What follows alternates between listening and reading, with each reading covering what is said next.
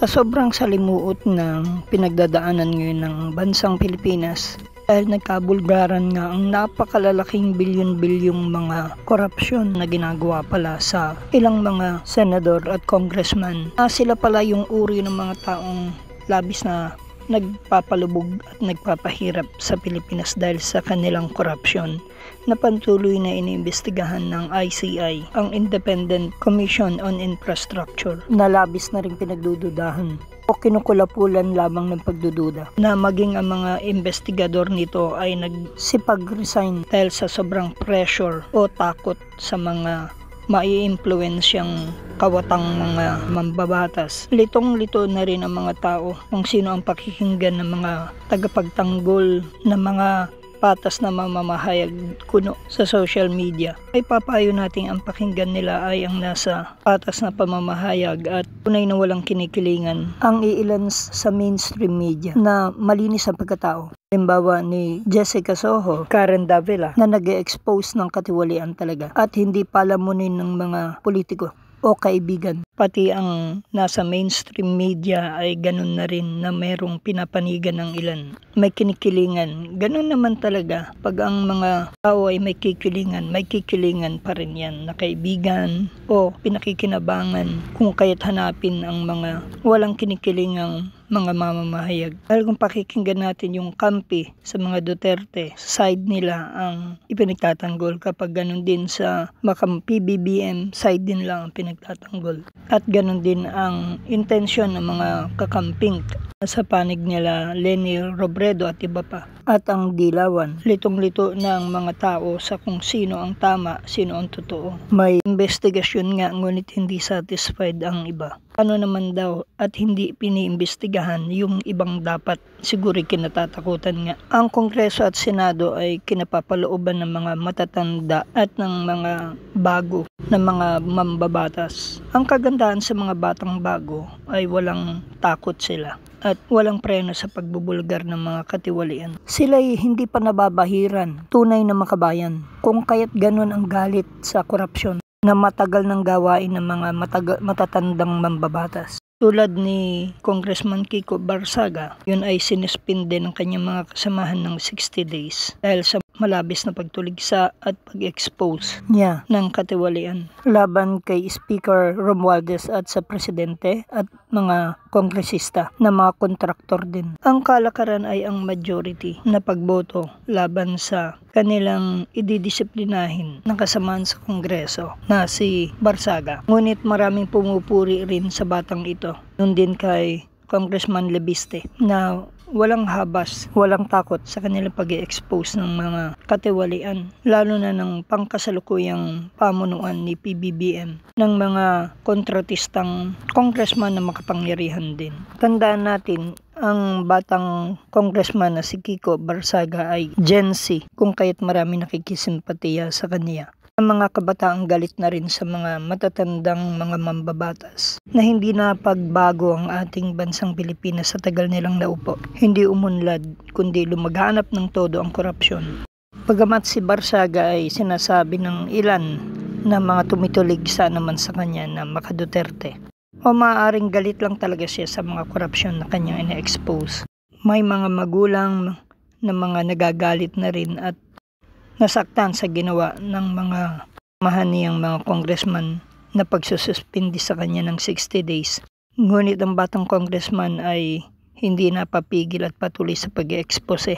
Sa aking pananaw, dapat na ring tigilan na ang pagboboto ng mga kabataan sa mga matatandang congressman ng mga walang nagawa o senador ng mga walang nagawa na pagpapaunlad, pagbabago, pagpigil sa korupsyon ng bansang ito, na siyang nagpapalubog sa dami ng utang, sa dami ng katiwaliang hindi naman natatanggal o naparurusahan. Napipili lang yata ang gustong parusahang kalaban sa politika. Dapat ng patas ang mga nanunungkulan sa Senado, Kongreso, maging sa ICI na siya nag-iimbestiga. Kaso nga lamang, marami nang nagre-resign. At matitino itong nagre-resign ha. Wala palang suporta ng pondo at protection. Wala nang tatagal, isa lamang moro-moro o palabas na investigasyon na hindi rin patas. Sana'y maayos pa ito ni Presidente Bongbong Marcos. Kaso mga kamag-anak niya rin ang involved at mga kadikit ng kanyang pinsan na si Romualdez. Sa pananaw ko o pagtaya, parang hindi na makababalik sila sa mga posisyong pagkapangulo. Hindi na magtitiwala ang tao sa kanilang performance ngayon. Hindi dahil sa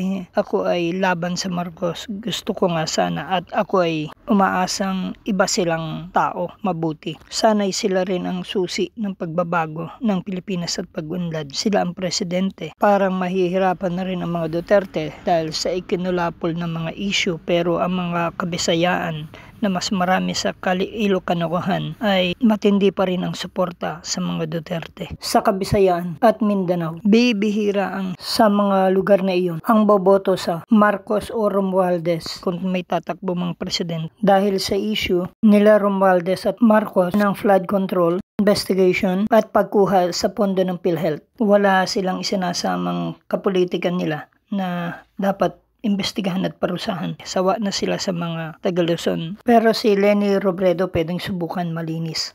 Kung mananatila ang mga matitinong congressman at ang ganitong mga Gen Z o mga kabataang walang bahid na mga kongresista katulad nila Barsaga o Lebiste at iba pa na lumalaban sa korupsyon, may pag-asa ang Pilipinas. Pero pag patatakbuhin tayo ng mga datihan ng mga tahidan ng mga walang mga nagawang pagsupil sa korupsyon ng mga mambabatas, bubulusok at bubulusok ang Pilipinas. Uutang lang ng uutang na magiging korupsyon na naman.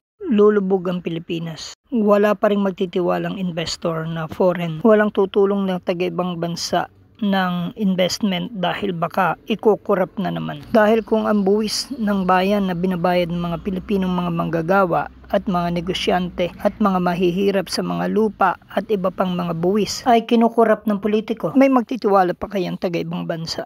Pat ang mga kabataan ngayon, ang mga Gen Z, piliin ng mga kabataang magiging mambabatas, mayor, governor na malilinis talaga, walang pagmamahal sa kayamanan o korupsyon, may takot sa Diyos, public servant, kundi tunay na pagmamahal lamang sa bayan. Huwag nang magboto ng mga maraming bahid o may bahid ng korupsyon ng mga congressman o senador o presidente o governor o mayor o mga konsehal ng bayan o mga bukal ng panlalawigan. Dapat ang mga Gen Z ngayon ay huwag nang paggamit o pauto sa mga korap na politik. At ang mga maluluklok ng mga batang mga mambabatas kahit sa mga probinsya o mga munisipyo ay mga marunong tumutol lumaban sa maling mga mayor o governor para magkaroon ng tunay na pagbabago ang Pilipinas. Ang kaso, ang mga korap ngayon na mga nanunungkulan kinukuha na rin nilang tumakbo sa kanilang line-up ang mga Gen Z na malaki ang suporta mula sa mga kabataan, lalo ng kamag-anak nila, upang manatili ang political dynasty. Ngunit pagkasama na nila, dinidiktahan nilang maging masama, maging korap din, maging bingi dahil may utang na loob sa pagsali sa kanilang partido. Masasabing kong ang Gen Z, ang kabataan, siya pa rin ang pag-asa ng bayan. Hindi yung mga matatandang matagal ng korap o wala nang nagagawang pagbabago laban sa korupsyon. Sabi ni Rizal, ang pag-asa ng bayan ay ang mga kabataan. Kung maling kabataan ang mailuluklok, lulubog pa rin ang Pilipinas. Marami na ngayong mga kabataang nagiging mayor, dapat lumantad at tumakbo rin ang mga Gen Z na mabubuti, kabataan na wag na silang laline up sa mga political parties upang manalo man sila ay wala silang utang na loob o sila ay hahawakan ng mga politiko sa leeg. Marami na hong batang mga nananalo na mga independent at hindi sila nagpapahawak sa mga politiko. Marami ring pagkaupo nila, nililigawan na naman sila ng mga politiko para makibagay sa maruming pamamahala ng masamang politiko. Manatili kayong independent habang walang matinong political party na makakasama, na hindi korap Kaya't huwag niyong sisinuhin ng mga kabataan o Gen Z o huwag silang gagalitin. Pupunuin dama nila ng bayan at ng mga mamamayan na naghihirap ang korupsyon at kahirapan habang yumayaman ang pamilya ng mga kurap na mga politiko. Huwag niyong tuluyang apihin ang mga kabataan o baliwalain. Hindi sila patuloy na nagpapauto at laging nagbabantay. Napatunayan na ang kanilang kakayanang gawin sa ating kasaysayan at sa ibang bansa man. Para sa NSK News ng NSK TV Channel, Narciso Co. Reporting.